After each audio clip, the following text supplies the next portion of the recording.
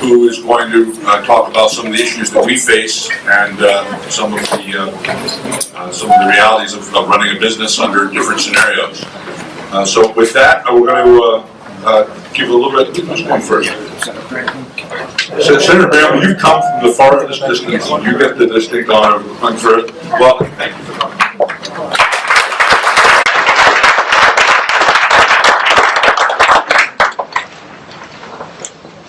I read a story once about a man by the name of Daniel who went into a den of lions. Did he tell you my name was Daniel? No. Look, by way of introduction, I'm a CPA. I practiced in the tax arena for now over 39 years, litigating tax cases, both at the federal level through tax court and through state departments of revenue, tax commissions, whatever you want to call them, throughout the franchise tax board, California, whatever. First of all, I'm not here to advocate or lobby to change anyone's mind. Steve and I have been going around for a number of years on this issue. But I thought it would be appropriate to perhaps give you an insight into where states are coming from and why states are where we're at. If you go back to the Quill decision this year, and I'm sure you're all intimately familiar with, you can probably quote from it. Quill was a decision decided in 1992 based on a 1980s fact pattern. And I'll tell you as a CPA, when you consider the technological landscape in 1980, first PC, desktop commercial PC, was circa 1980. You had Apple, 1978, but at the time, in 1980, 81, remember those old IBMs? This was before the XT, the AT, the AT286, or 386. A 5K, not meg, a 5K hard drive was about this big. There was no QuickBooks, there was no Excel spreadsheets, Lotus 123 hadn't been developed, there was no way to do anything. And that decision, if I were sitting an adjudicative, I probably would have agreed with the Supreme Court at the time, but that decision was decided not based on facts of Quill directly, but what they call stare decisis, based on the Bellis-Hess decision from 1967. They said, we're not even going to touch this physical presence, that's a standard. Well, physical presence as a basis for taxation is not much different than if you look at technology and the disruption of technology across the board. You can go back to buggy whips and look what happened with Henry Ford. Those buggy whip or carriage manufacturers adapted and changed. Some of them are still in business today doing different products. But you can look at, most recently, Uber versus taxi cab medallions, changing technology, changing business models, requiring modifying, adapting, and overcoming if you want your business to survive. Okay? The marketplace has changed. Economic presence, substantial presence, has changed the way states look at their tax base. It's changed the way many of you do your business. I mean, I don't need a show of hands, but I suspect that data analytics, target marketing, doing the number or the data crunching so that when you send out your catalogs, if you're adapting to the current marketplace and current technology, you have the ability to identify who's most likely to buy, how much they're likely to buy, what they're likely to buy. You look at demographics, you look at buying patterns, you look at all kinds of things. It's called data analytics, and your models are changing. Well, so it is with tax law, because today, states, we have three basic legs of a stool for tax policy. We have income, sales, and property. Each one has advantages and it has disadvantages, but sales tax is being eroded double-digit year over year because of online sales. And so states have said, I mean, Steve and I could debate the finer points of Chairman Goodlapp's non-bill that Steve says he supports, and he's seen the language of it. It hasn't been publicized. Steve and I have had these debates for years. But what we've done, and then there's Chairman Chaffetz has his remote transaction parity bill, the current iteration of the old marketplace fairness bill. And here's what's happening. In the last year, 45 bills were introduced in 20 states that are looking at direct challenges to Quill. We have multiple court cases over the last several years that have been eroding the brick wall, the stone wall. I noticed some applause when I said Quill. When Quill falls, and states can administer their taxes for people doing business in their states, make them subject to the same provisions of businesses within the state, then it would be very difficult to get a federal solution, because opposing a federal solution, and some of the advocates that say we want a federal solution, give lip service to that, and then come up to Capitol Hill and do all they can to derail that. The problem with that approach, states, we've been slow coming to the table. It's been 16 years. Utah, the state that I represent, started one of the instigators of the movement back in the late 90s. Governor Levitt, Mike Levitt, who subsequently became administrator of the EPA and the Secretary of Health and Human Services when he was Utah Governor, he gave the warning cry, was one of the founders of the streamlined sales tax. But so now we have June of 2015. The Supreme Justice, in a opinion in the Direct Association v. Rural Power case that some of you may be familiar with, he says in his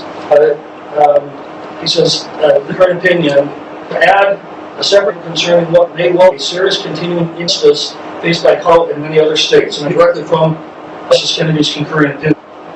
He said 25 years later, referring 25 years after Bellis, the court found serious necessities to reduce fiscal presence treatment and reject attempts by mail order business to collect and pay use tax. This was despite the fact that under the recent and redefined, elaborated in Compado, contempt hours clause jurisprudence might not dictate the same result. And he goes on to talk about the actual nexus, says that the technological societal changes that have taken place in our increasingly connected economy, there's a case to be made, tailored to extensive business within a state, has sufficient substantial nexus, quote, to justify using some minor tax and duty if that business is done mail or the internet. When the court decided mail order sales in the states totaled $182. Today, they decided, quote, it was $100 million. But in 1990, the internet was in its infancy. E-commerce sales in 2008 totaled $3.6 trillion. And he concludes saying, today, buyers almost instant access to whatever via cell phones, laptops. As a result, a business may be present in a state in a full way without the present being physical in the true sense of the term. Given these changes in technical consumer sophistication, it is unwise to no longer a reconsideration towards holding in a case question, even when decided, will now harm states to a far greater than could have been anticipated earlier. He says the instant case rise to this issue in a manner appropriate for to address it. It does, however, means to note it's a reconsidering doubtful authority. Someone that believes that quill is this immovable judicial standard that will protect any this from compete with other states, states where this doesn't have the traditional physical presence. You can look at what happened with Amazon. You can look at what's recently in Colorado with direct marketing. You consider what's happening across the board. And so my pledge today, I say I'm kind of a Daniel in a den of lions after Steve talks, haven't responded to any questions. I will tell you that taking off my Senate President Pro Tem hat, my hat as President of the National Conference of State Legislatures, as a CA, looking at the Justice Kennedy as substantial president, I don't believe that quill would be this today on a current contemporary fact the way it was in 1992, based on an 80s fact pattern. And so then you have to ask yourself, so what's the solution? Because EPA, I have talked that work with your organization, say that we don't like this, it's an undue burden. We would not have to taxes and remit them. Without a federal solution where you can have harbors, where you can have limited audit closure, where you can have consistent definitions, put some content to the compliance. Your worst night ought to be every that has a sales tax, their own thing, and then to comply. But go back to the notion, if you're going to succeed, you can be taxi cab medallion holder when Uber comes along, or you could be Uber when driverless car along. Technology changes, it disrupts business models, it disrupts legacy industry, it disrupts tax and regulatory structure. That's what's happening now. And it's Utah different than any other state. Our fund is funded sales tax. Now, the systematic central services. If that continues to grow, we got to take a way, and the more conservative Republican, it doesn't matter whether you're a big or red state, the issue of that tax base is driving states to solution.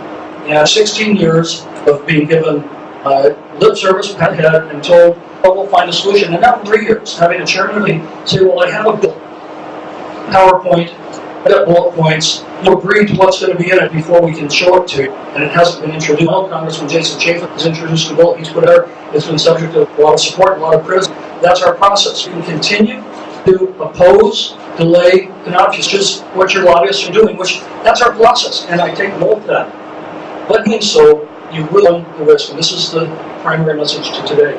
If we don't have a national solution that stakeholder from every perspective can come and say, this is as good as the other. I told Steve, his term might be quill fails, term might be when quill fails, or it's an if, when. The judicial case, there's a trend moving towards potential nexus, or nexus as opposed to presence for the nexus, and it will, or when quill fails, then try back and reclaw position of a federal solution, very, very difficult. Now your worst nightmare, the bank doing their own thing to fruition. I guess I'll be happy to answer questions. I understand that my message is not necessarily power. I told Miller that coming here, that I was that may be kind of a boring presentation. But we are facing a challenge. It's a challenge as Americans. We should work at solutions to American perspective. This is one that we can find a fix to. And if your businesses aren't nimble enough to find a fix to it, that's a problem. If states aren't creative enough to find a solution, that's a problem. And within the mix of all of that, we still have the challenge of how do we fund the essential services that citizens demand. Thank you very much.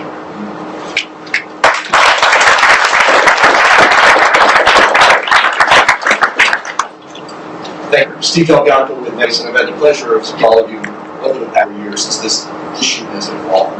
Met with many of you and we've done Hill meetings together. You understand, I understand, and none of you are in business, succeeding in business, your customers trying to avoid paying the sales. You all can earn sales tax and every single, you have a physical presence, you have a sophisticated system to figure that out, and you actually apply the law in the same way that every brick store applies the law. Collect sales tax for your transaction in jurisdictions where you have businesses. So that's a level playing field that you've been playing on, trying to avoid the situation where we tilt to penalizing online and catalog businesses. Here, Bramble talked about an alliance down. I guess the metaphor for me over 10 years was the skunk in the pig, because I would attend all of Printer's NCSL meetings, only opponent, Marketplace Fairness Act. I would attend all of the street sales tax governing meetings where I serve on the business advisory, and the only skunk at that too. So, like you, I've been in that situation and proudly, confidently defend our position because we disagree about the get there. You said earlier some of the bill was dated, beginning from 1992, but all of you, the Quill opinion, it's the fact that Quill was a very prosperous company with sophisticated mainframe computing. That was not dispositive of the constitutional purpose of the stakeholders. Moreover, there would be no help at all to the 30% of your customers for some of you. You actually open one of your catalog, and it says residents add 7.5%, residents in Mecklenburg County add 4%. That's when you have to literally for every cat customer in your nation. So and so that an elderly individual for a catalog can indicate what tax they on a given day, given a sales tax holiday, and presuming they can figure out whether that medical record is exempt or not in that given state. So is it inevitable that we will see handling of the Quill President standard? We'll see in court because, frankly, the membership order of organizations, no choice, and they may see clear to do so next day or so. We could well meet the challenge of South Dakota's brand law, which don't look. We could be challenging correctly. There'll be a fighting, as you said, a long battle, even with a fashion still probably going to be a couple years. To Senator Bramble really that because the states need the money, that'll be persuasive on just at the different court. Persuasive to less concerned process or less concerned with commerce laws. I don't think so. The state's need for the money is certainly going to go there. So to me, it's not inevitable at all that it will fall.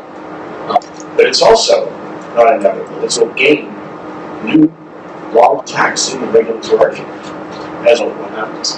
Federal legislation, the kind that ACMA, Trust, and Metro supported, is federal legislation that avoids state tax collectors to reach across the borders to see that it no presence at all.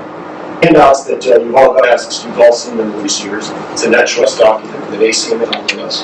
We are the NFA, the Fairness Act, Representative Chaffetz's bill that I think Sarah was particularly favorable, and the good backup.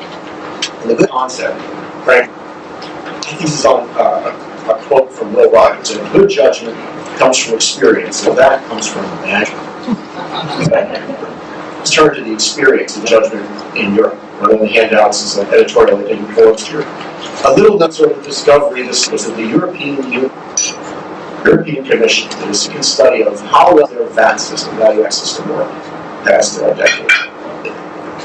it's worked to the point of the EU is recognized that their law, where this in Europe, have to know the rules of the destiny of the customer and how where the customer is and be subject to where the customer lives. As part of the growth of interstate in Europe, only 3% of EU sellers even sell across borders, and only 6% of the small and mid sellers, even in that room, fit into the mid category. 88% of businesses said that the complaint is in the destination source. So we've learned a valuable lesson, and has proposed an original single market proposal. This is Europe now. They're turning away from the approach that Senator Bramble, Representative Chapin said, that there are 75 traits in 28 countries, got almost 14,000 difference in rules in 26 states. They create an administrative dispute burden. So here's the quote of the Commission. Instead of having to declare impact to each individual member where their customers are based, businesses be able to make a single declaration and payment in their own member notice where they're located, which is precisely what the approach that opposes from the favor of Senator Bramble in favor of all. I do can learn about the movement on things like this, and it's more than just lip service. I think that Bramble characterized that many of us in industry give lip service to try to get a federal solution. But those lips have been Senator Bramble, and largely due to the pressure that's been bear by the states. Hamilton and I were in Salt Lake City, our hometown, for January 9th meeting of the Conference of State Legislatures, the organization that Curt is now the president, and very well orchestrated meeting with a very message that NCSL encourage its members in the state to really turn the heat two significant ways. The heat on the business. Turn up first by continuing to run nuisance nexus bills that expand the concept nexus or physical presence, say that it includes any marketplace that needs to sell against, or it includes any agent that you might pay commission to drive traffic site. All these are ways of taking the real physical rule and expand to cover other physical presence. They've done that before, and it's had some effect on business. It's certainly been a nuisance to me in the road. The second stroke takes NCSL in January is to try to do a full assault on the docation, on the precedent of this notion of physical presence. And Alabama, so I guess before we met in January, South Dakota took challenge and very quickly did it. Lean fighting machines of legislation, SB 6, passed in just a few unanimously. It takes this Sunday. South Dakota law says by this physical presence, is the economic presence sufficient? If you value $100,000 a year or 2 transactions a year, small business exception, of no consequence in this room. If that's the case, then South Dakota levy on you the PRIP tax, because the South Dakota's taxes on everything that's tangible personally, all services electronically delivered, 1.5% starting on it. And it's not use tax at all, it's sales tax for the PRIP doing business in South Dakota. And the South Dakota says you are allowed to pass that through to your customer. It doesn't matter, you owe the tax for doing business in South, whether you collected it from your customer or not. And that is going to make for a fast case. As a state that has a relatively tax system with a lot of rules, it's a state for which the tax is English tax, it's not an obligation to collect uses. And I continue to look forward to that. Along the way, we are going to have to lose a hard lawsuit as it's with the courts. We're also going to have to be just as engaged you always are on the sea. To apply the flaw of marketplace fairness or equal bill, and to apply the merits and the pro, like Jeremy Bill, for each of you to continue to file and remit in only the state's reasonable presence. The one state where you have most of your employees in payroll, that would be the state for which you would find sales you make to states where you have differences. So you know the number of places that you feel increase the number of rates you have to follow would be collecting tax on sales to all states part of the country. That makes a lot of sense, and that's why we backed it in 14. Curt likes to call it lip service, but we think it's the way to proceed. We don't believe the courts are the right. But when the challenge to show we go after a job in South Dakota, take that challenge. I look forward to a lively talk with all of you. Thank you, Steve. Thank you, Senator. I was going to give you a couple minutes to respond to the person, but I think I'm going to take it a little bit of direction and talk about the range of outcomes that are acceptable. Senator, you said you think federal legislation is the right to go. Steve, you said I think the federal legislation is the right way to go. I happen to agree with you both. So what might the range of acceptable solutions? We start with the good lab, of which the Senator really says he hasn't seen the legislation on it, but I believe, Senator, you've seen some concept around how that might work. Maybe we could start with that and then shift to some other possible approaches that might work, and then we open it up you in the room on this action as well. Pick one.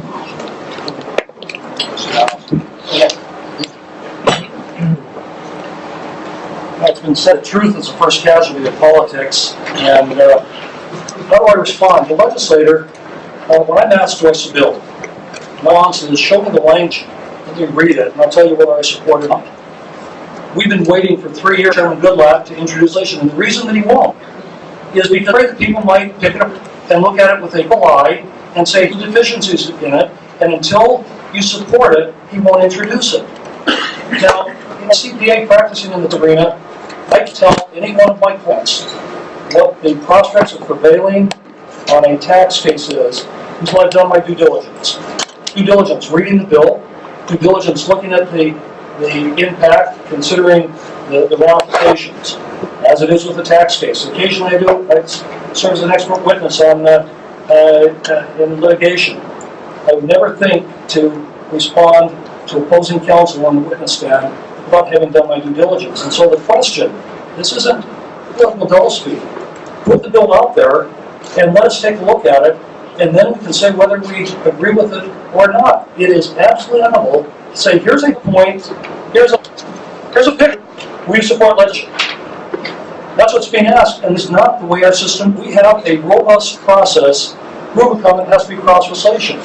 It's a debate, it's called amendment, it's called input, it's called reads. I challenge Chairman Goodlatte to put his bill out there and let it list the change of transparent and debating square.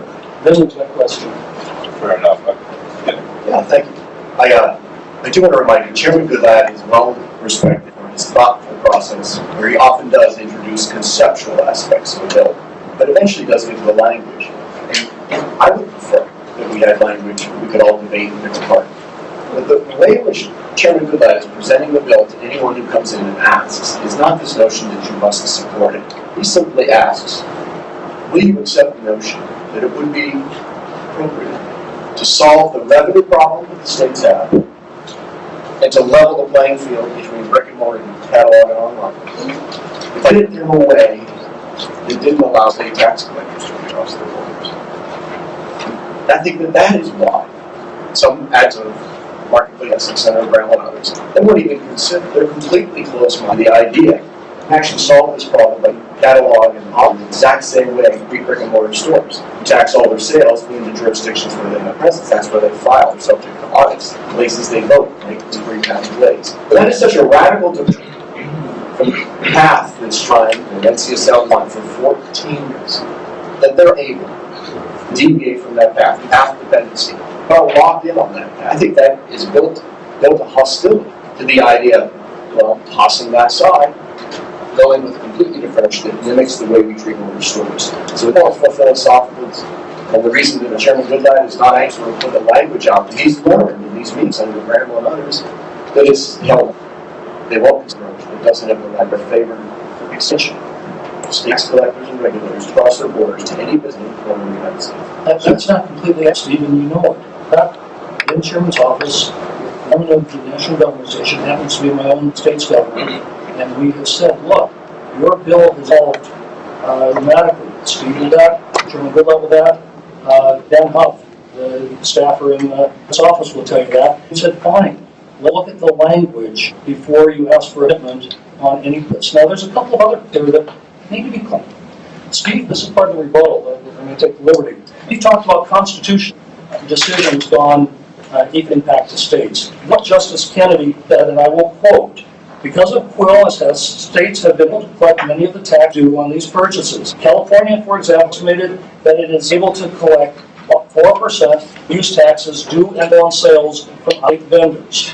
Well, that's a Supreme Court justice in current opinion. I don't believe that ultimately a decision, a constitutional question decided on the merits of what it can collect the tax on. The issue, though, is driving the states to find a solution. That's part of this issue of semantics and anything. I believe that a case will be decided on the constitutional merits, and Justice Kennedy's reckoning that challenge California's ability to no more than 4% of it is due and payable. I think it's one of the areas for states to find. The other point I'd like to make, in the 10th, that's the Circuit Court of Appeals, the Colorado v. Bramble. It's already been held constitutional that selling Colorado, you required to both notify customers that they must pay sales tax, and this is far more important, and the companies, the DMA Marketers Association vehicle, sustained now by Circuit Court of Appeals. It was the Brule case that wrote his concurring opinion. Business now selling to Colorado, lower to the Colorado Department of Revenue, the details of the transaction per customer. Okay, that's currently the land 10th Circuit. In the circuit, the Nexus issue, the overstock Allen case in New York, so the Second Circuit Court of Appeals. That's the current judicial landscape today that you're under. So when we talk the erosion of quill, these are two cases. Maybe you throw the die, maybe you bet on black, maybe you say the Supreme Court will decide that. That's the judicial state today. Let me follow up on that with the DMA tattletale reporting Colorado. It's actually not allowed. It's still joined by the court. It's not allowed, in fact, in the court. What happened with the 10th Circuit is that they overturned a court giving a judgment against the state. Inevitably, they will figure out whether industry members like you will start taking the next level in the courts. But even whether proceed and continue to hold an injunction or that law takes effect, this tattletale report is an immense vulnerable on others that weren't challenged by DMA challenged an onerous clause. Without a minute, it's all about a due process reach. That Colorado has due process reach over a North Carolina-based company, no physical presence in Colorado, forcing to report. That's not just in the courts. Importantly, the Fourth Amendment, a simple search of private business records and information of customers. That are text. So probably a long court battle, tattletale reporting bill.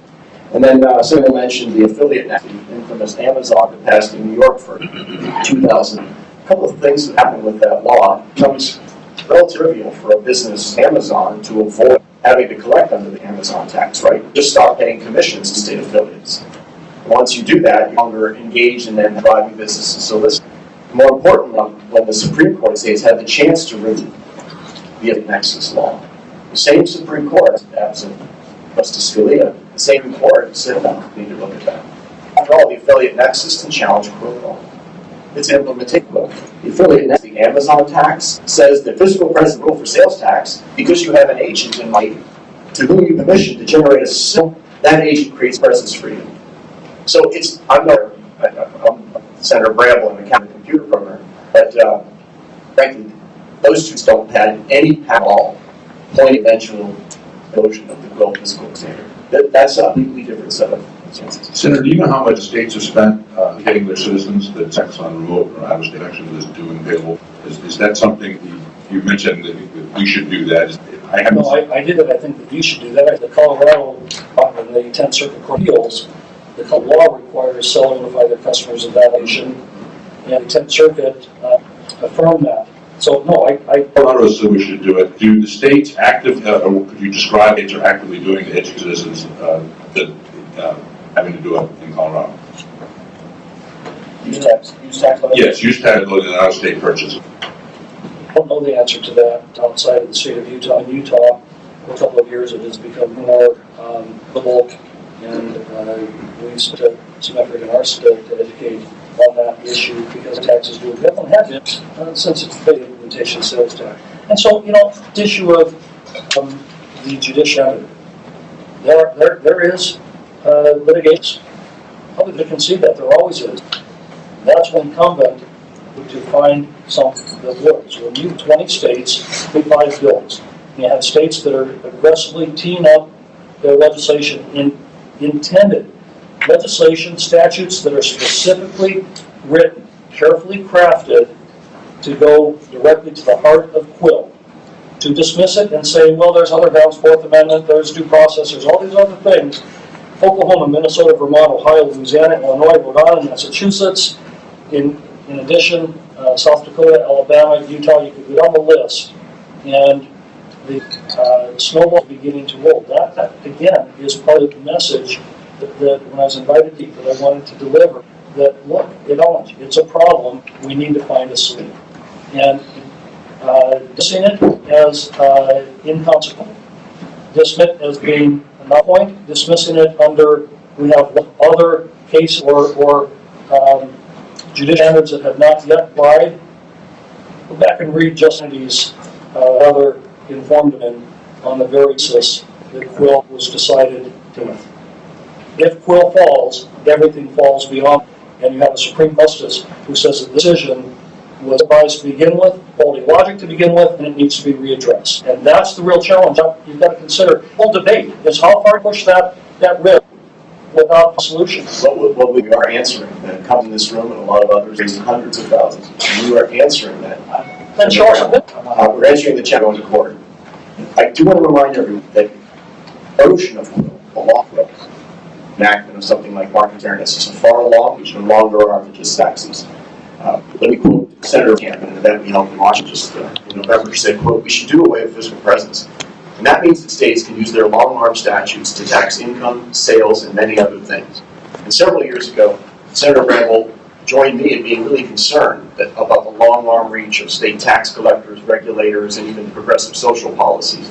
And we were allies. It's true. We were allies. And we are on other issues. It's true. You and I teamed up on Uber, for heaven's sakes. That's right. So we were allies in saying that the SSTP, the MFA at the time, should be an opt-in. That way, a state like Utah could join the multi-state compact, thereby obligating all of Utah businesses to collect for all the other members. But if it turned out that those businesses in Utah were at Senator Bramble's doorstep saying, this is a nightmare. The software is free, but it doesn't work. We're getting audited by 46 states. Senator Bramble and I wanted it to be opt-out as well as opt-in, so that Utah could say, you know what, we're collecting extra revenue from our citizens, but it's not worth the pain it's causing our businesses. We'll opt out. And for a while, we tried to make that stick. That notion of preserving state tax competition. And Steve, I'm surprised that you no longer want to have that sort of fail-safe bailout. Are you representing to this group that under the Remote Transaction Parity Act, that states would, or that businesses would be subject to audit from 46 different states, and that they would have to remit their taxes to several thousand jurisdictions? Is that what you represent? Yeah, 46 jurisdictions, and the illegal protection for audits disappears. This notion that you in this room would somehow be protected from audits is laughable at most. You lose the immunity protection if you made a single mistake categorizing a single item of inventory, or SKU, for a single state. This notion that you're somehow protected is as long as all you sell are widget A and widget B. And if any of you get above a certain threshold, if you're over 4 million of sales, then states can audit you without even a suspicion of misrepresentation.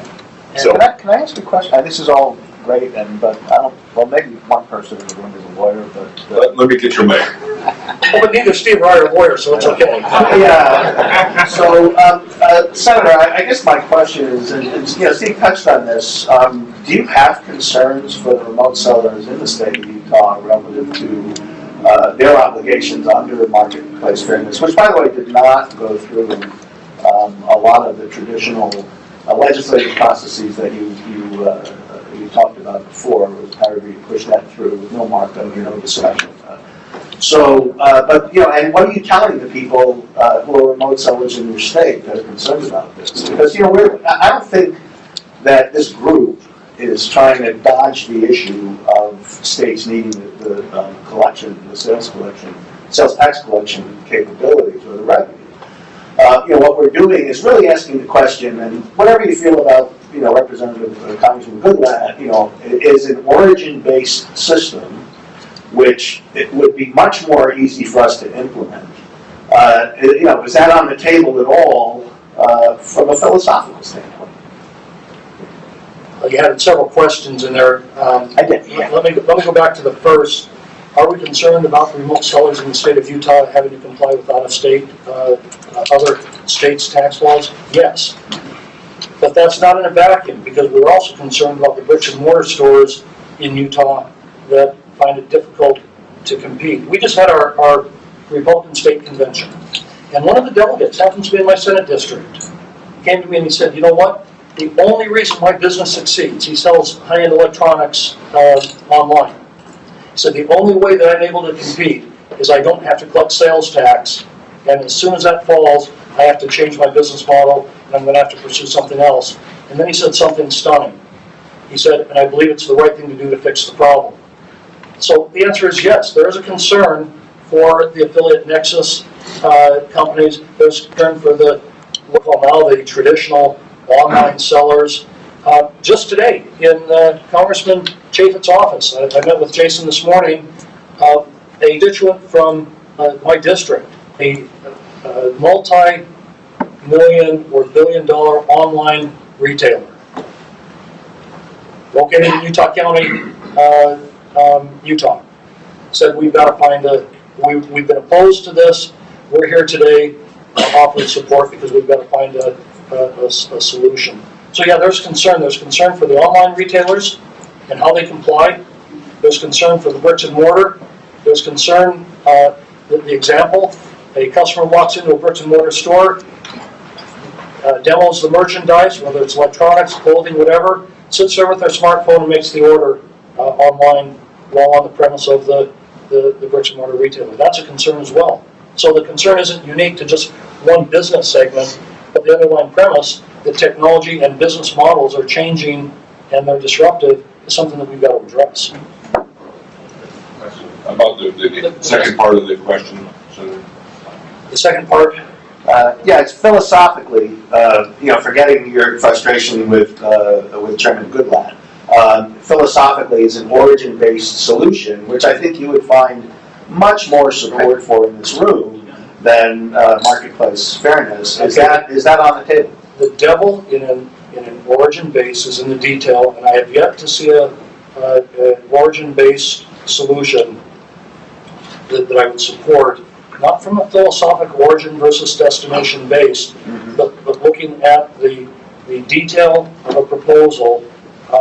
If you look at the Goodlatte PowerPoint or bullet points, and you look at how it keeps morphing and changing and whatever, there's a reason for it, because there are far more loopholes, difficulties with what I've seen, and I've seen Steve's pictures and whatever, than with destination based. And I understand the challenges on both sides. I understand your challenge. I understand the challenges of compliance from a nuts and bolts. I mean, that when you own a tax firm and you're playing professionally in this sandbox, you understand what it does to your business clients.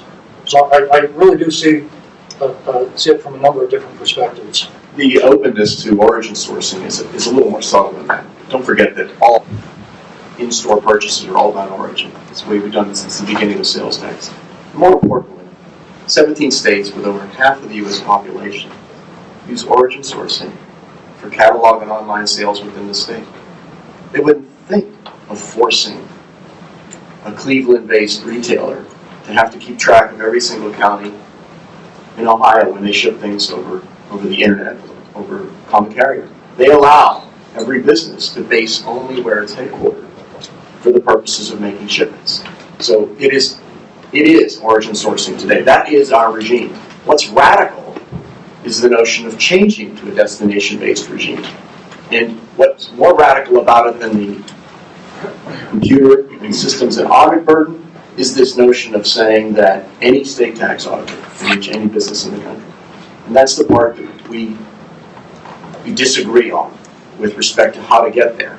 And it's awfully simple, the Goodlatte approach. It's simple enough that it doesn't need a lot of detail where the devils can live. Where sometimes the details get complicated, or how do we handle the non-sales tax states, the New Hampshires, etc. That part of the Goodlatte concept gets significantly more complicated. Gentlemen, I'm going to jump in here to give the rest of the room an opportunity to ask some questions. First off, I appreciate you guys being here, and just a critically important discussion. And Steve alluded to one of my favorite Mark Twain quotes earlier, but probably my all-time favorite period is an all-time quote, and it's everything as simple as possible, but no simple. I think that we really, I think we cannot, and I think that our is somewhat unique. We collected over 25 staff at $1 million worth of collection software running in our business right now. Not free. I was actually substantiated that by the Goodlatte staff last time on the Hill. We have 3 full-time people, nothing but those things. We have a quarterly to determine what states we are next. move in. And the criticality of this and the criticality of moving away from as crazy as taking the really broken picture we have now, simplifying it, we can all really do it. I just can't, this is not a question, I'm just on my soapbox a little bit here. Could you identify yourself and what? Sexton, I'm the president and CEO of Revenue Safety. I'll allude to the fact that we also, last year, we were actually merged with a $13 German concern, the second largest industrial industry in the world, and the entire was almost completely derailed the complexity of the United States remote tax structure that had KPMG, Pricewaterhouse, both of them I go about 4 months to get across the finish line, and that was the last. It's probably like what you guys are doing. But the other thing in this room, and I think that's really critical, if sales tax, states need money. You might disagree with that? If you, Steve brought up that, said, if except on some of these sales taxes, like, we are in the direct risk world in this room. If people think about making that decision, whether it's a click, a phone call, something else, we are how many people in this room will business if your response rates were what they are now? You want sales tax in this room. If you press response, which is what the Marketplace Fairness Act, this current iteration would do. That is, and Miller is a great friend of mine, about 3 times in Richmond, Lincoln, every morning, get up. But I don't think Quill is the answer, and I think Quill's going to go away, and I think we'll pay sales tax in frankly the most compliant industry you possibly imagine in pay tax. And we're happy to go, if you make it easy, you make it where it doesn't hurt business, and you make it doesn't, where I don't have to tell this why it works this way, to get them to work for their company. But it's really the reality of it for this country in direct response. And then now really get myself and show my free flag fly. In 1975, I said, we legalized marijuana. We put a ton of the work. We raised millions of dollars, and we were speaking mellow out the population. It's taken 41 years to that. I hope it's 41 years to get to simplification.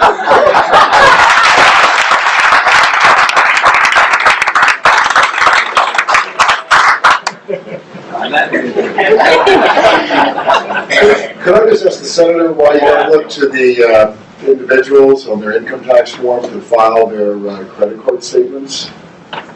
I'm sorry, I couldn't hear that first part. If the individual were to file their credit card statements with the state of the local state, you could collect the taxes right off of the credit card statements yourselves. Why put the burden of collection on the out-of-state retailer? Well, actually, you couldn't. Those credit card statements show that you had an out-of-state purchase, but they don't show whether you paid sales tax or not. Well, it would show, you could have the statement show that. The state, a credit card statement shows whether you made a purchase, and it may not even show where the origin of that. But the origin is the material. You want to collect on residents of your estate, you have to file their credit card statements, and put the burden on the individual to file with you, or you guys can read the statements. With all due respect, it is not immaterial. If you go online today and choose I don't care if it's Overstock, if it's a Utah-based company, go on Amazon, go on whatever, whether that transaction has, when I say origin, I'm not about origin state in the context of this discussion. I'm saying a credit card statement was a transaction that you bought Acme widgets.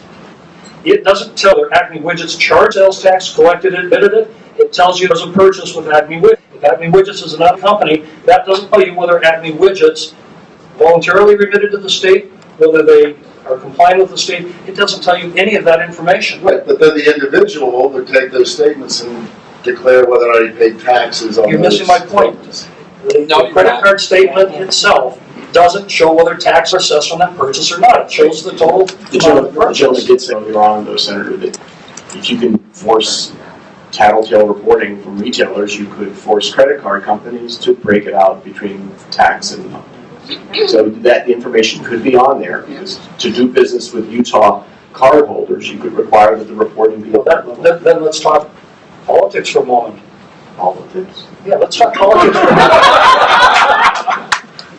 So as an elected official, I can go to all my constituents and say, I'm going to require you to do all these things because some guy in some other state somewhere else doesn't want to comply with Utah law. Now that is a political reality that makes a lot of sense. The burden is on the Because you're individual. making us do it. Do you vote for me?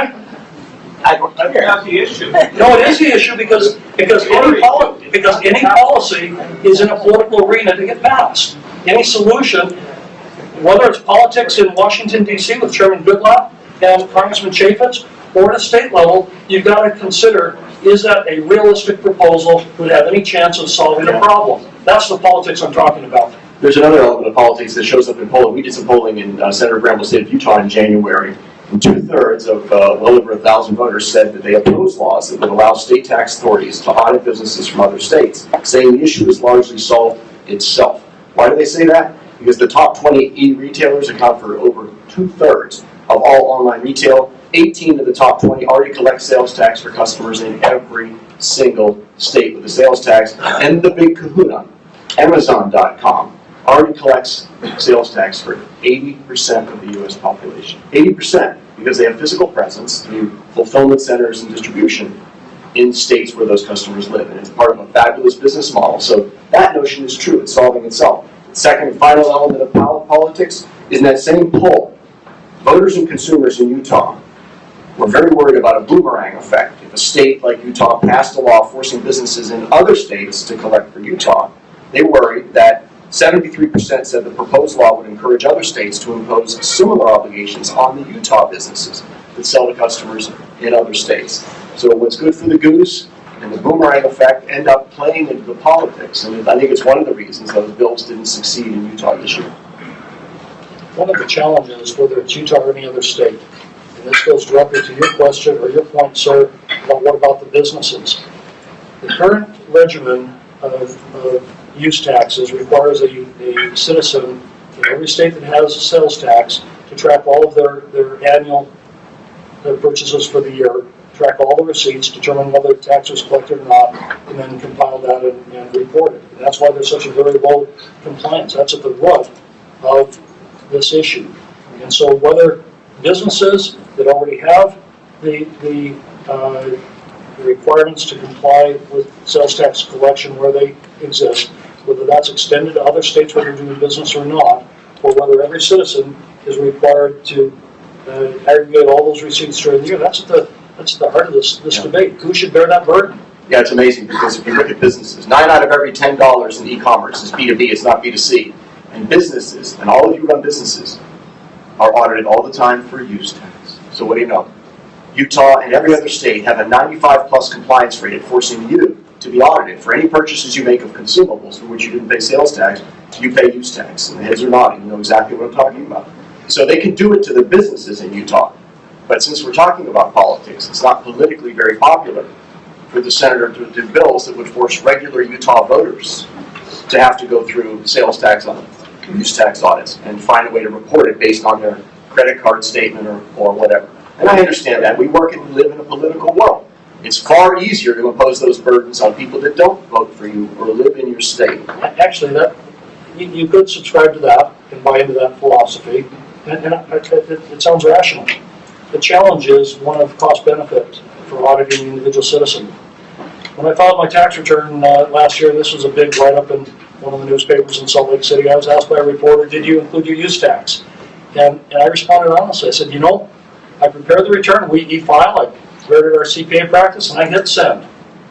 And then I said, geez, I forgot to fill out line 23 on the Utah form, and before that was even accepted by the taxing authorities, I had to file an amended return because the $40 that I owed in use tax for online purchases hadn't been included in my return. Now that $40 is what is the material point here. How far will a state go in auditing to collect that $40 or $50 or $100? What's the cost benefit? That's as big or bigger concern, Steve, than the politics of it. I love that point because it shows that this problem really is solving itself. I did an analysis of all of our family's holiday shopping this year. The fact that his bill was only $40 is because the people that people are buying from for catalog and online are already collecting in Utah because they're collecting everywhere. Now, we're Utah. I just got my internet connection last year. 80%. Actually, folks, 2014 census, Utah's the most connected state in the nation. 93% of citizens are connected to the internet. So that was a joke. Think about it. So I did a quick analysis of all of our Christmas purchases here. We did 41 online purchases from 20 different vendors. 80% of all that was online. 17 of those sellers charged sales tax in Virginia, where I live. It covered over 90% of my dollar purchases. Only 3 vendors I purchased from did not charge me Virginia sales tax. They were little specialty businesses in faraway states, one of them in Turkey. They had no presence in Virginia. And those small businesses they're endangered species if we suddenly force them to shoulder the burden of everywhere. So the point is, only $40 for Senator Holt. It was less than $4 for my fast year in 2015. The amount of unpaid use tax for consumers is shrinking. It isn't growing. The destination base simply, besides increasing the cost for the companies that sell, doesn't it simply increase government because of auditing and reporting and all the other things? Undoubtedly. Well, I don't know the answer to that, because I don't know what assumptions you're making there. I mean, you can look at the compliance and what's already happening. You can look at the Goodlatte proposal and this whole new bureaucracy to collect and then reallocate and distribute, presumably similar to what we do with fuel taxes between interstate trucking. That's a whole new bureaucracy. Does it increase or reduce? And the reason I say I don't know, if you compare the collective cost to individuals for compliance, if they were complying, versus cost of businesses and the consolidated complying at the time of the transaction, I don't know how you compare those two. We have 2 questions in the can. Go back there first, and then we're going to have to wrap. Senator, first of all, thank you for coming. Clearly, I think you knew that this was going to be an uncomfortable situation. No, Conversation. I'm shocked. Uncomfortable. My name's Daniel, okay? And I'm Terry. I am founder and CEO of a company called Uno Alla Volta, which is based in New Haven County, Connecticut, and we sell handcrafted treasures around the U.S. via catalog and digital. Those various direct-to-consumer means. I have never had the privilege yet to visit the state of Utah, so I want to ask you some basic questions about the sales tax environment, because I really know very little about sales tax in Utah. First of all, what is your rate, and is it the same across the state, or are there various tax jurisdictions in Utah? The answer is there is a basic state rate, 4.75%. We have an exemption for food products, not prepared food, similar to many states. We have local option sales taxes, a resort community tax, we have transit tax. So generally the rate in Utah is approximately 6.8% in total, but it really depends on the jurisdiction that you're in, very similar to other states. How does your basic rate compare to those of the border states?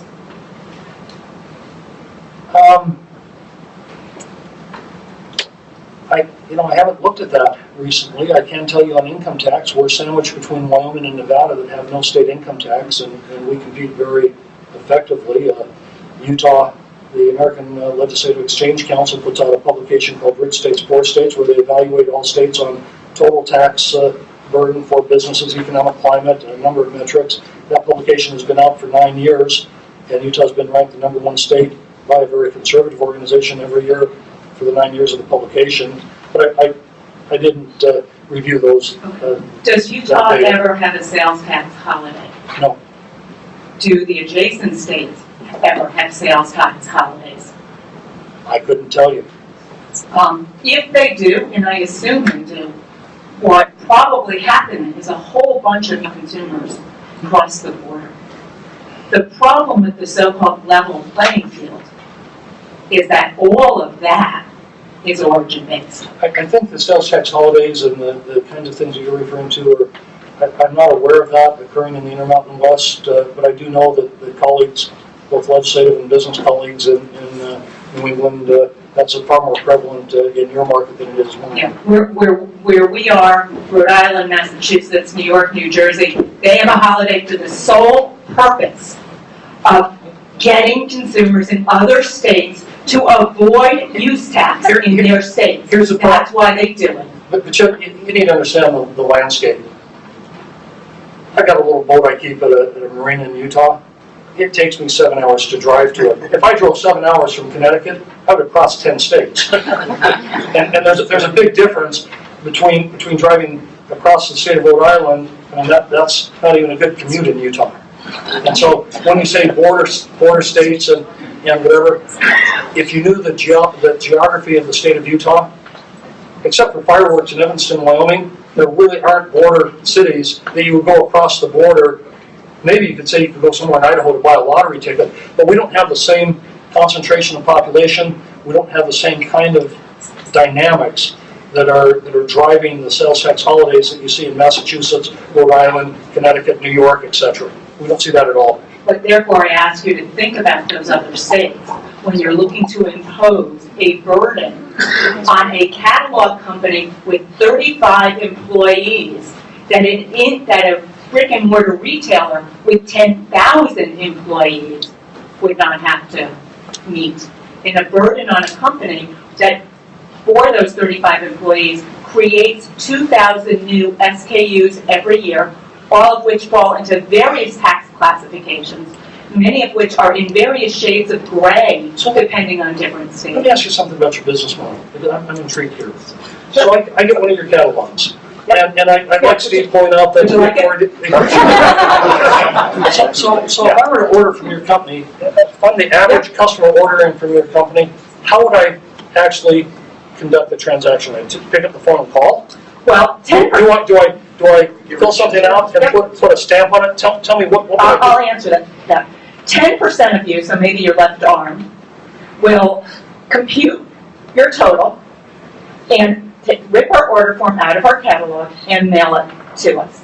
And if you're in Connecticut, you will add the Connecticut sales tax, and if you're not, you won't. 40% will call, but half of those have already done their own computations and will argue with our customer service reps when they've done rounding errors of 1 penny. This is what happens with a certain demographic. And you eat the penny. Of course we eat the penny. And then the balance, about 50%, comes in online.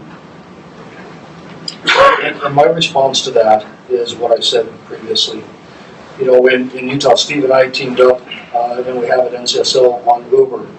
We had taxi cab companies with taxi cab medallions that were worth hundreds of thousands of dollars that said, if you allow Uber to operate in this market, our medallions are worth nothing.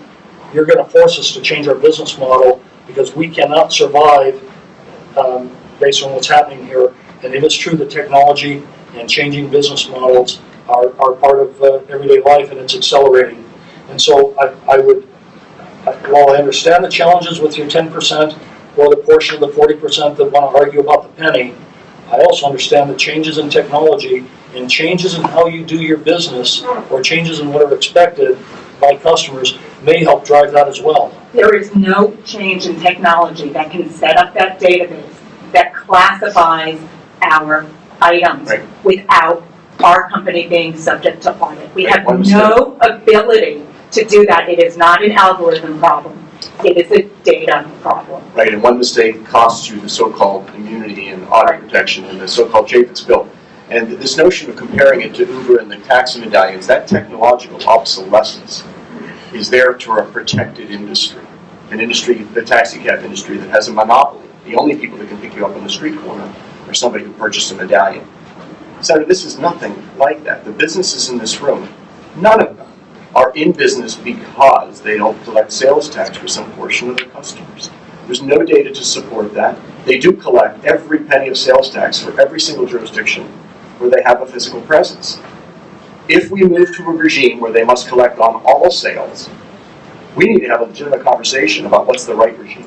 A regime that expands the reach of a tax collector through destination-based sourcing, or a regime that makes catalog and online just like brick and mortar stores and lets them file based on the rates and rules and audits of the places where you are based. It makes so much more sense to stick with the way we tax nearly all transactions than to invent a new method that reaches across borders. That's what this debate is really about. Actually, Steve, as I said in my opening comments, I wasn't here to try to convince, advocate, or lobby for anyone here to change their mind on your position, but rather to communicate what is at least one possible or likely scenario dealing with what. And just one more question in hand. eager for me to give away the microphone. On the issue of origin versus destination, first of all, let me say I am in support of a federal solution. I believe there needs to be a level playing field. I believe we need simplification. I may be the minority in this room. I don't believe destination does it because I think destination creates a whole other set of issues. But let me ask you a different philosophical question. If you could draft the language, would you support a proposal which creates uniform rules, one tax per state, one audit per mailer? The answer is yes. Yeah, Go for it. I'll support it. I have to jump in here because we're already running over time. There's obviously a lot of energy around this in the room, which is great. Terry only has 10% of her orders come in via mail, but we have members that have 40% of their orders that come